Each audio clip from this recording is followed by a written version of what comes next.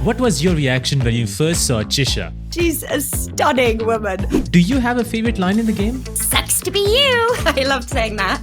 The guys were like, it's morphin time. It's morphin time. And I was like, yeah, it's morphin time. They had to explain the reference. It seems like Chixia does not like Aalto at all. She's sort of everybody's best friend and really loving and quite maternal. But then she takes her job as a patroller really seriously. Abby, it's lovely to be here. Thank you for having me. Absolutely. It's so cool because I remember on Instagram you posted a kind of like a day in the life of a voice actor. It was really cool to see you go through your voiceover plays and then recording lines. It's so cool to see that. How much work? I wonder, like in a day, like how much on a daily basis, how much do you have to go through to do different work? Is it one? Is it two? Or is it like divided? Well, that was a good day. So that would have been 2 jobs, which is you know a good day for a voice actor, in my opinion. I think I had a computer game in the morning and then a cartoon in the afternoon. But it depends. Like some week, it's like work is like buses, and some weeks I'm working all day, and then other weeks I'm sort of got 3 days off in a row. So it sort of depends. I'd say usually, I don't know, it depends on the sort of period of year as well, because sort of September time is always very busy for me because there's a lot of Christmas stuff coming up, and it's been August is a quiet month, so everyone's catching up in September.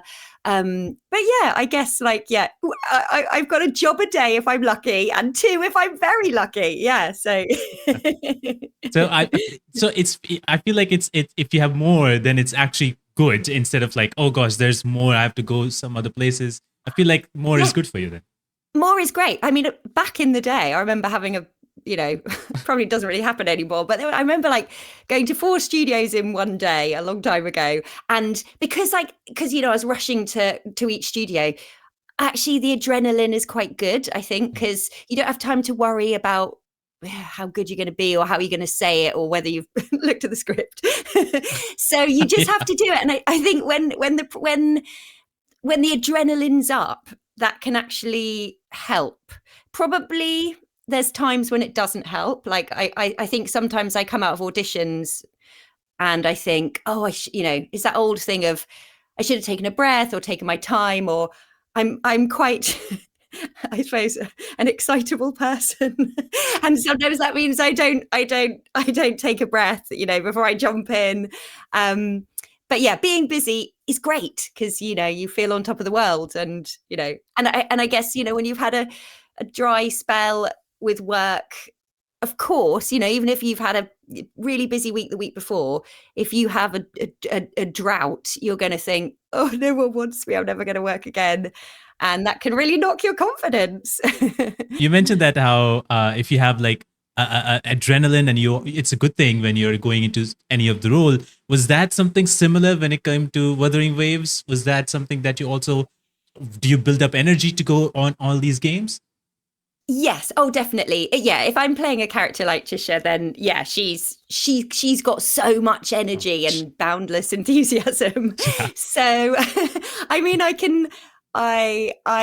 sort of have that naturally. When I go, when I go to any recording, especially somewhere like Side, which is a studio I record at a lot, you meet your friends in the reception, and then you see directors you haven't seen for a while, and it's lovely, and that sort of energy comes from saying hello to everybody else. And but I used to always quite often now I'll listen to podcasts, but in the old days when I was less experienced in computer games, I would always put some sort of musical theatre on in my headphones, or songs, or high energy music that would sort of like get my heart pumping. And I felt for a while that was sort of like my lucky charm. I was always listening to the Legally Blonde soundtrack. It really got me sort of feeling like that. Wow. Gotta listen to that from now on. Yeah. Now I've got now there are too many good podcasts to listen to. Yeah, now there's too many. Yeah, that's true. I have to say, this game Wuthering Waves is so popular, and people just talk about it on a constant basis. When did you even figure it out, like, or find out like how big this game is even? When we are given a role in a computer game, we don't know what it is, and we don't know what the title is. They give us a code name, and until you've been doing the same character on a regular basis, you're not even really sure of the story or the world. Or so I guess when I'd been playing the character for a fair few months, I thought, oh, okay, this feels like it's a really exciting game, and I really loved the stories, and I got a sense of the world. But it wasn't until probably a few months after it came out that I realized it was big news.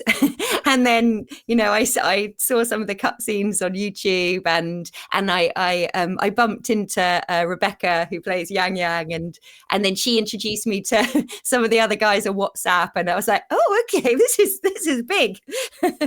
There's an amazing community here.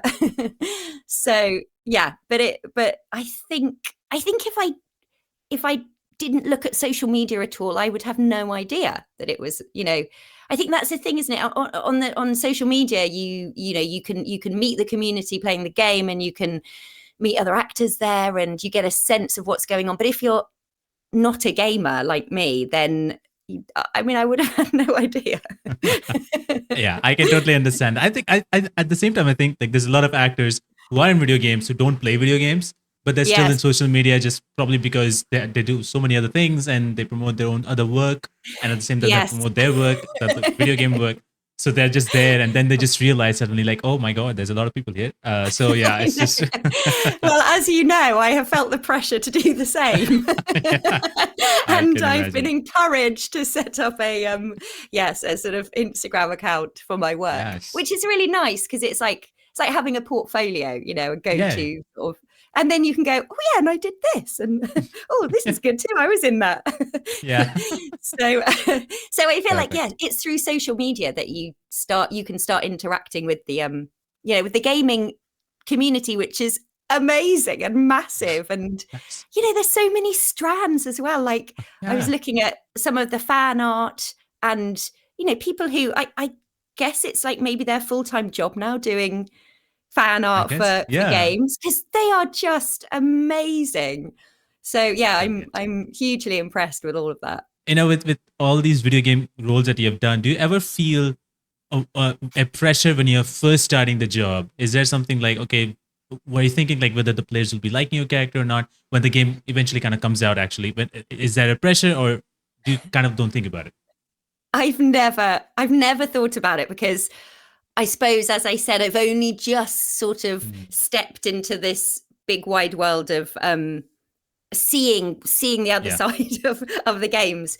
So I've never thought about it. I've never really felt, I think as well, because you have so little information when you're, well, not always. I've done a couple of games where it's been amazing, and we've been really immersed in the world before we start recording, and you get a sense of how big this might be, or how interesting or unique this might be.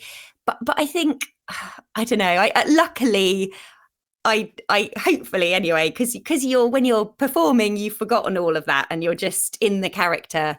So yeah, I think if you were thinking, oh my god, what are people going to think about this line, that would be wrong. I think that would take everything away from the truth of the character. True. Yeah. So yeah, maybe next time. Exactly. Next game. No, I've given that pressure to you. No way. No, because also I think you have to go in being modest and think, I could only be here for one session, and this could be a tiny little character that maybe no one will ever hear. So it's probably best to go in thinking that. Totally understandable. That way you're kind of like protecting yourself, even if you're not thinking about it eventually. I totally understand that. If when it comes to kind of bringing the voice of Chixia, like I know there's a process. You are dubbing a character, and you Yes. are trying to figure it out together with the team on how to do this. Was it easy, like doing after that? Is it easier for you to get into the voice of Chisa now? Like, it's easier to just get into the headspace, and because you've done so many cartoons as well. Yes, I mean, well, now I've done so many sessions as Chixia, I know who she is, I know how she sounds, but at the very beginning, I guess sometimes there's a good few weeks that go by until your next session, so you might need to remind yourself of how you sounded at the beginning. But actually, think I I think I'm quite good at, well, I love to match a voice to a picture. So when I saw the picture of Chishire, I had a voice, and I guess as well, the director and the developers were helping me with her personality, and so her voice just sort of naturally came along. And I think as well, it's that visual stimulation when you see the picture again, it's the voice kicks in. It's sort of I think that's how I find my voices usually is I'll see the picture and then the voice will come with a bit of help from the outside. Yeah, because I think you can. I mean, that's what's amazing about these artists. They are so amazing at creating a character, even just visually, so that I don't know, even like their tiny quirks, her tiny little freckles here, she knows she's quite cheeky and friendly and fun, her red hair and all of that. So yeah, I guess it came quite easily, Tisha's voice. I feel like that's like an incredible talent to even like to see an image and already having like a voice in mind. Because when I see an image, I'm like, yeah, that's a cool image. So, but yeah, you could put a voice to any image, and I mean, it would work, wouldn't it? Because also, once a character has a voice, you're going to associate that voice with the character. But I guess it's about like physicality, and if Chishire had looked younger, maybe she would have had less of a husk or something, or if she hadn't had a bit of that mischievous quality, she maybe would have talked a bit slower, or I don't know. I think a lot of the direction of vocally where you're going is coming from, well, the physicality in the picture and the description that you get from the visuals. Yeah, totally understandable. I have to say, like, her design and all of that is so incredibly unique. What was your first impression when you saw that art of what she looks like? I'd like to look like that.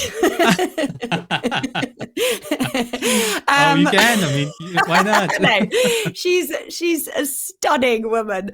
I loved her hair because she has quite messy hair, and I have quite messy hair, so we bonded. I'm not sure I could do her acrobatics, but but she looks like really good fun, I think, and she has a warmth as well. Like, all the characters in Wuthering Waves are beautiful in their own way, but actually they're so unique because, again, you just, I don't know what it is, you understand the character immediately by seeing them, I think. And I guess if there's a character that's slightly colder or more mellow, you can see that in the picture as well as within the voice, I think. So yeah, I think, again, her character, yeah, the voice came with the character. Even with Chishire, like, as a character, as you mentioned, like, she was so energetic, she so lights up the mood. But as Yeah. you guys, like, when you get into the voice booth, I'm always curious, how do you even separate what's happening with your life before going into the voice booth and before starting the session? Because you have to separate, but how do you even do that when there's so much happening? Well, I think I guess we're trained as actors to connect to the character, and if that character isn't going through what I've been going through with, like, kids and school drop-offs and all the emails and all of that, then I think it's just even even maybe the act of going into a booth. I mean, I love being in a recording booth because it's such a brilliant, quiet space. I mean, it really is the sort of like antidote to the rest of my life, which is very noisy and chaotic. So it's actually really easy to forget about everything else. I guess if you've got a lot of stuff going on in your head, you just have to, even just by, walking to the studio, or, even, because sometimes going on public transport can get you down, or, you're going to worry that you're going to be late or things like that. But I think as well, I'm so lucky that I work in this industry where, everybody is really lovely. Like we're so lucky. Voice actors are really, really nice people.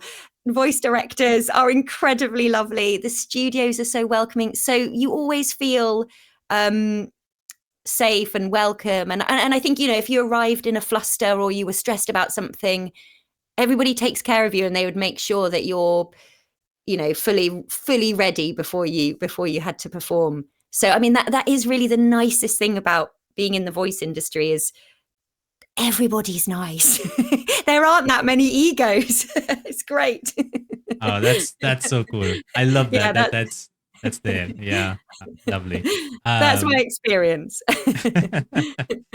Totally understandable. But yeah, it's really cool that, I just always find that very interesting how, like, okay, because you're trained in that way, that you have to let go and you have to just get into the character and go for it. And because you do such a great job, the characters come out in such a great way and everybody just loves the character. So you've done such an incredible job, and people just love the character. You. Absolutely. I hope I've done characters that people don't love too. I like doing unlikable, evil, nasty characters. But actually, sadly, I don't get cast for a lot of those. Somebody has to listen to this when they cast her into these evil ones. I feel like even with the evil characters that are completely evil, people somehow turn by and come and start loving that character. Like, yeah. I know she's evil and I love that. Like something like that, how it goes along. I guess that's the talent of the actor for you, isn't it? Because I guess every actor has to find something that they can connect to in the character. And if their character is a psychopath and they're not, then they have to find something in the story of the character that they can connect to and hold on to that. But I think that is really hard, isn't it? and most characters go on some sort of journey, don't they? So, most characters have an inkling of backstory or a redeeming arc or something. I think in some ways, Chixia can come as a little bit of a villain when she was confronting or talking to Aalto for the very first time. I think in that place, because she was very complaining about, where are your identification papers? At least you should have these. No, I love that side of Chixia, because she's sort of everybody's best friend and really loving and quite maternal. But then she takes her job as a patroller really seriously, which is like, good for her, girl. She's really, if this guy hasn't got his license, she's going to know about it.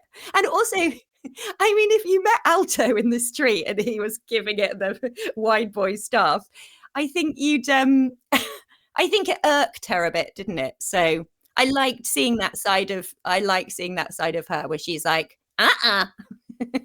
give me your license, or There's so many stuff she kept on asking. Yeah, she just did not let him go. She did not, but I don't blame her. Would you have trusted that guy? I don't think so, especially when he's not even explaining in the best way possible. No, I know.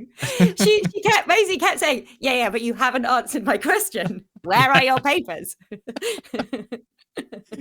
I loved that. I really like, well, again, like, she's a three-dimensional character. She has her day job, and then she has her friend and her sociableness. And I like the fact that she has different sides.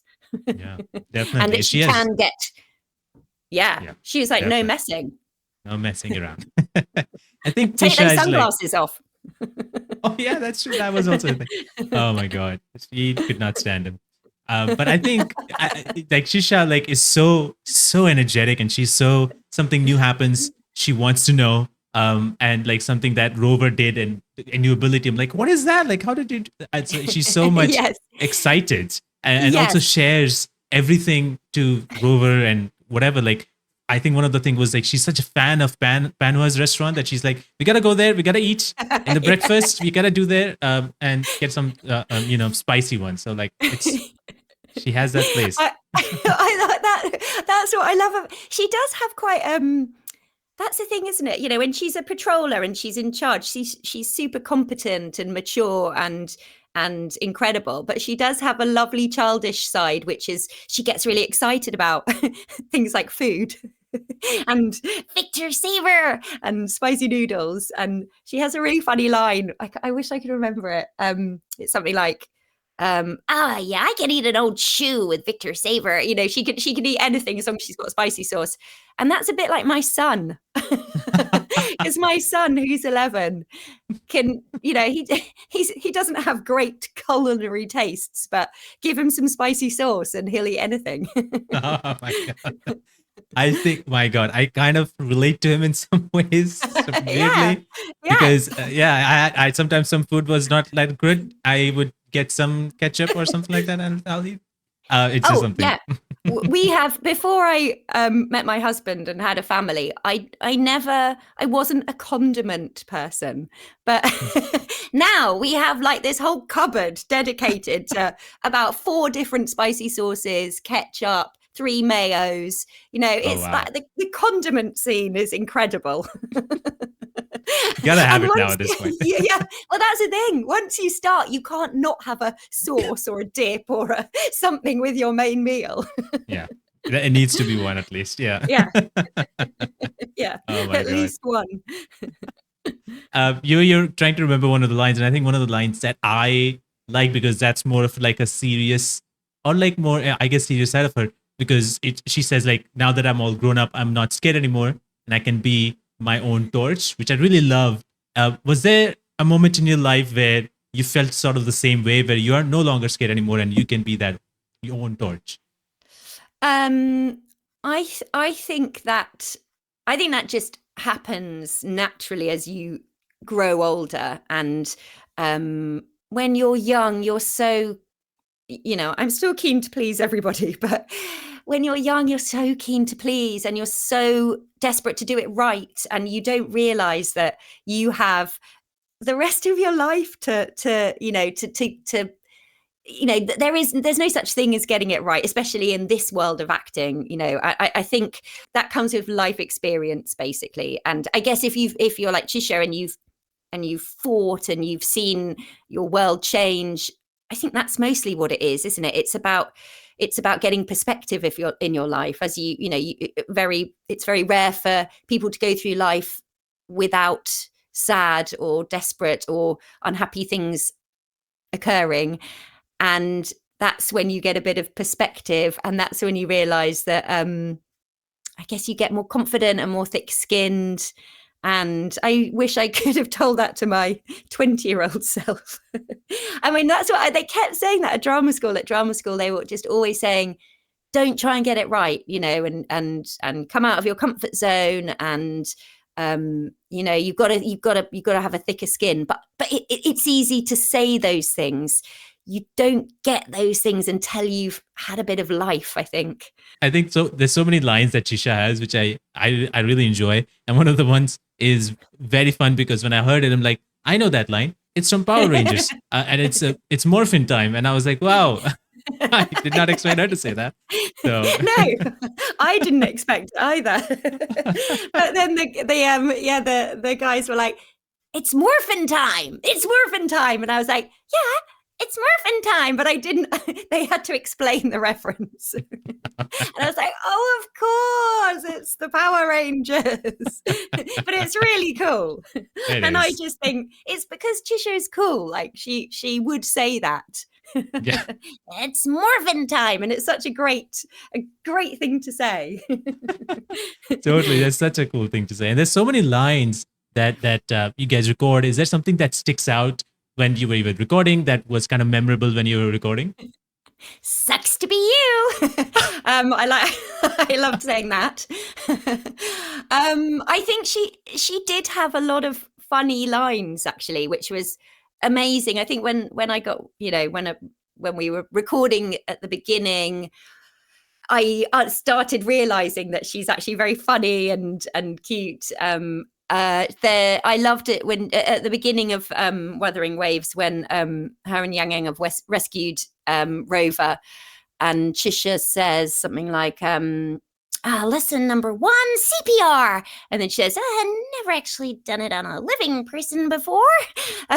And then she also has a very funny line about Yang Yang, where she's like, oh, she's such a darling. And then she says, I never actually understand what she's saying, but she's so honest, isn't she? She's very honest. Yang Yang is so wise, and she gets so confused. It's the best. I think even that CPR one where she says that we should do CPR, and she was like really doing that action of, and then I really like that.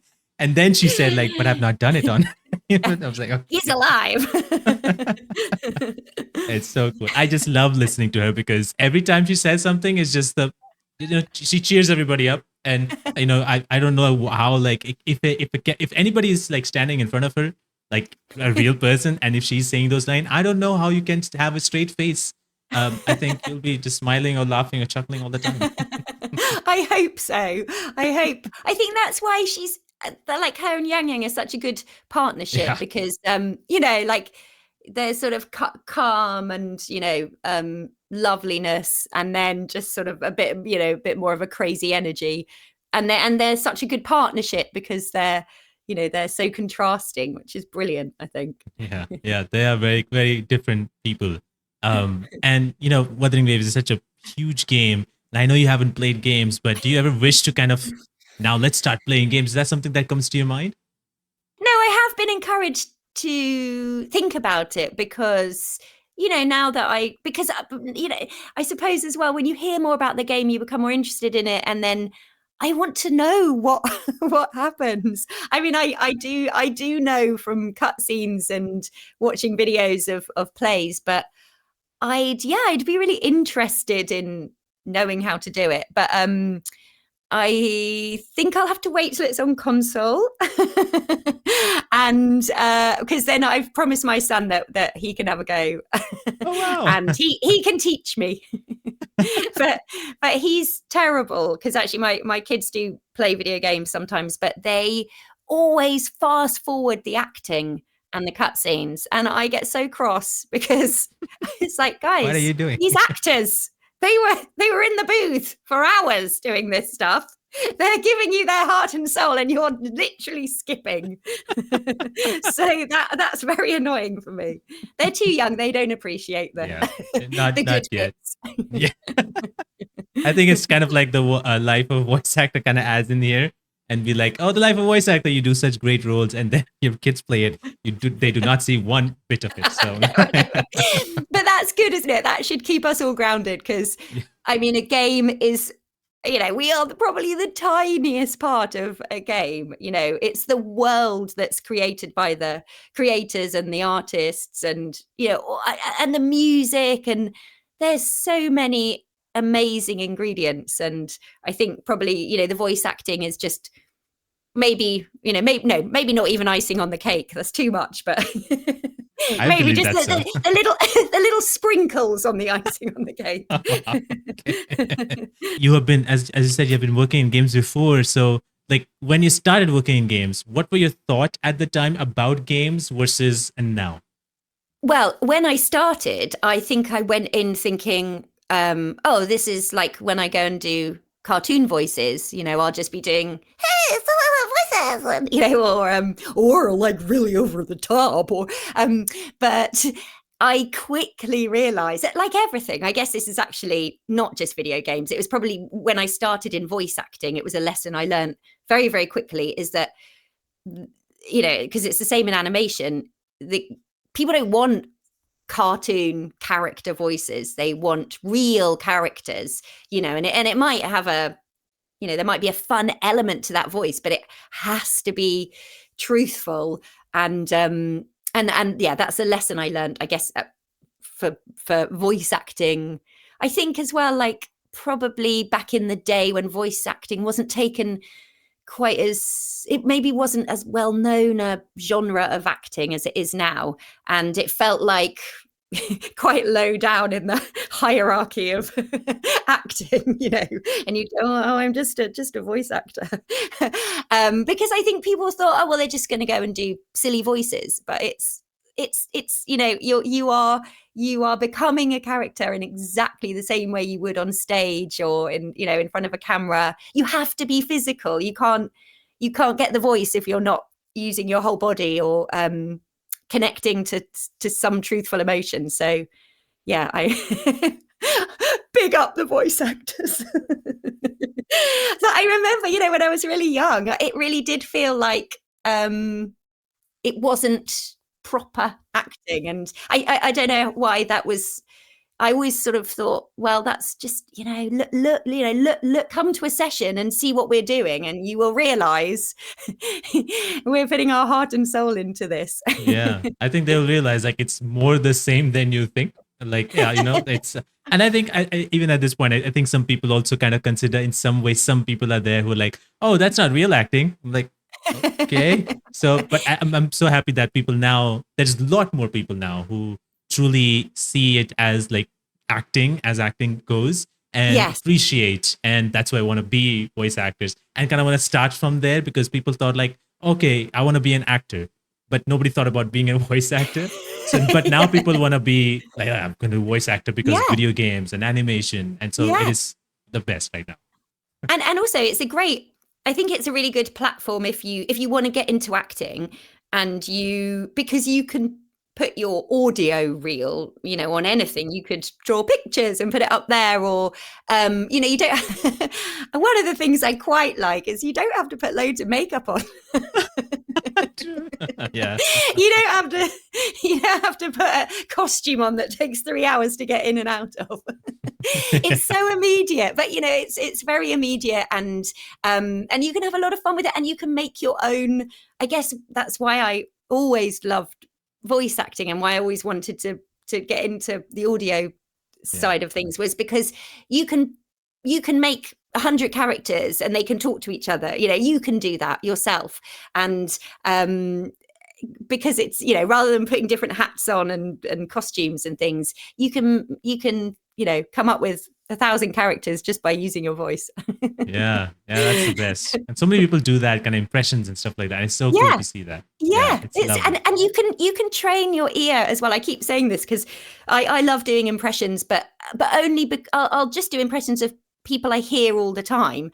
And it's because if you tune your ear into, it's like listening to a piece of music, I think. You know, you can remember a tune because you hear it a lot. But if you tune your ear into a certain voice, you'll hear, oh yeah, they do an intonation up there, or they use a bit of husk in their voice, or this is the accent. And there are so many layers of somebody's voice. It's easy to, you can, it's like, I guess, putting on the costume or the makeup. You can if you really listen and study, you can find the voice. So it's a good way of, and it's an easy way of finding 1,000 voices, is by listening to different character voice, or just different voices, people you know. I will use a friend's voice, or a voice I've heard on the radio, or a voice if I hear a great voice on the radio, or even like on the bus, I will record it, because you know, you think, oh, if I put that in my pocket of voices, I'll be able to use that one day. Yeah. So you gotta keep it in there. And I think the only thing that you have to do is probably not let the person know who's in the bus that you recorded the voice. Yes. You don't need to know about that. I think people are flattered. I guess so. I hope so, yeah. There's a lot of people who have fan questions that wanted to ask you about. Okay, so first one comes from Yelling Ninja. They ask, when did you get the role of Chixia? I guess it was at least a year ago. I mean, it's obviously quite far in advance of when a game comes out. And as I was saying earlier, you might have one session and then you'll maybe wait a couple of months for your next session. So I don't know. Yeah, I mean, it's very hard to But remember a date. Yeah, it, was, but yeah. it was a while ago. Yeah, and Yeah. because you know these things do take a while before they come out. Yeah. I don't know what they do in between. What do they do? Color it in? I don't know. Nobody knows. And only these guys, the ones who work on it. But yeah, it takes some time. And yeah, I think Yeah. I would imagine that would be a year or more than a year before. Because there's so much to record, so many people to bring in. It was probably 2023. Yeah. Okay, got it. Sushi Monster asked, is there any advice or tips or someone who's looking to get into voice acting without having any formalized education in voice training?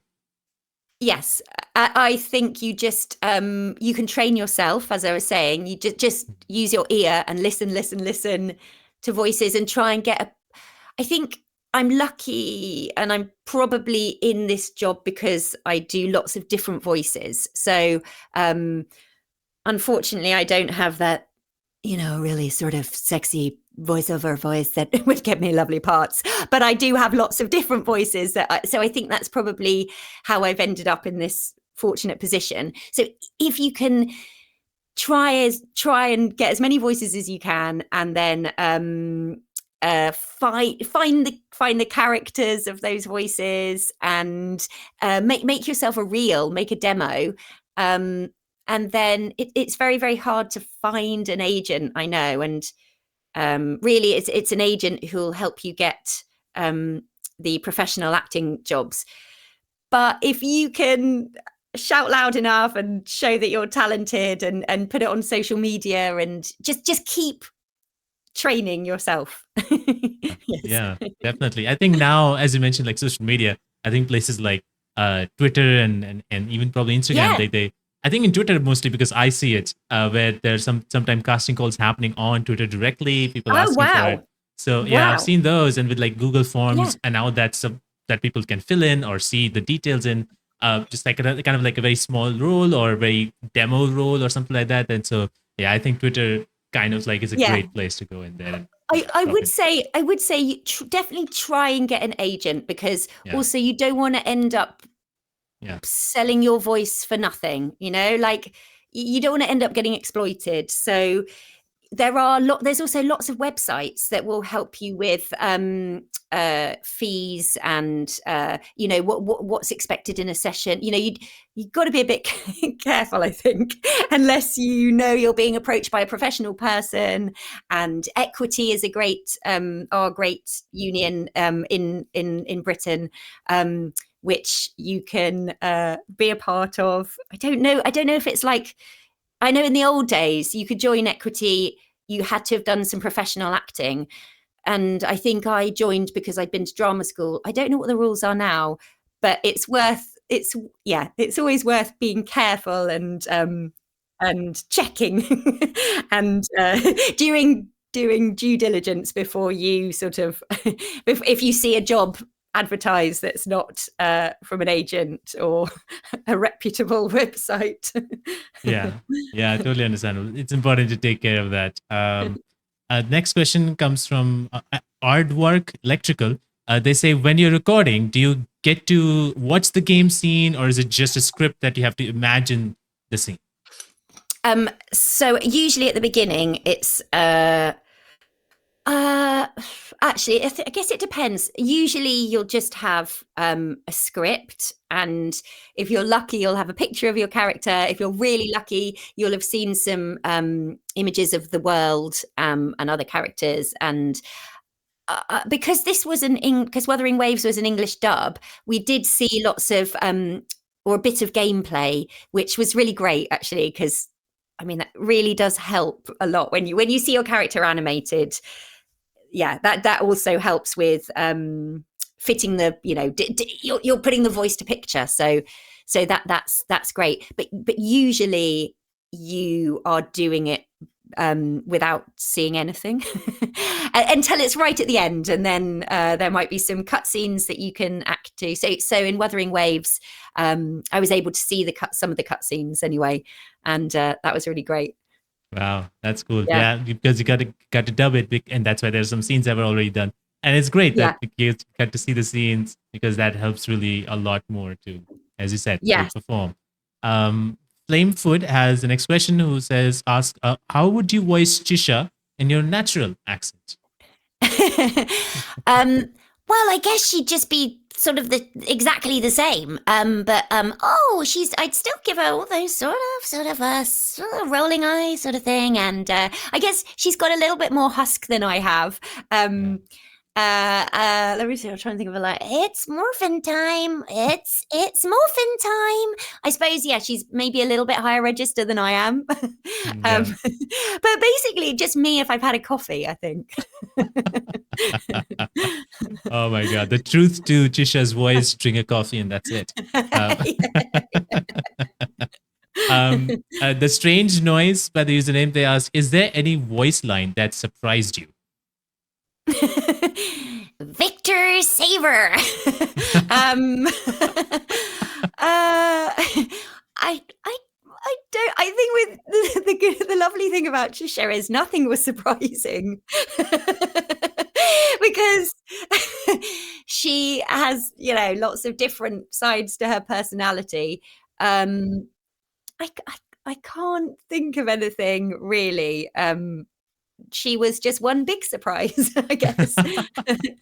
I get at the start, I think I didn't realize at the very beginning that she had this lovely sort of comedic side to her. So all those the comedy lines were I absolutely loved, and that was a really welcome surprise at the start. Yeah. I guess we can go with that surprise because I don't think so. There's anything kind of surprising in her lines. I feel like the comedic timings is where that's okay. That she has that comedy. She's that comic relief kind of character. That's kind of the surprising thing. But otherwise, I don't think so because she's so cheerful and bubbly and so wonderful.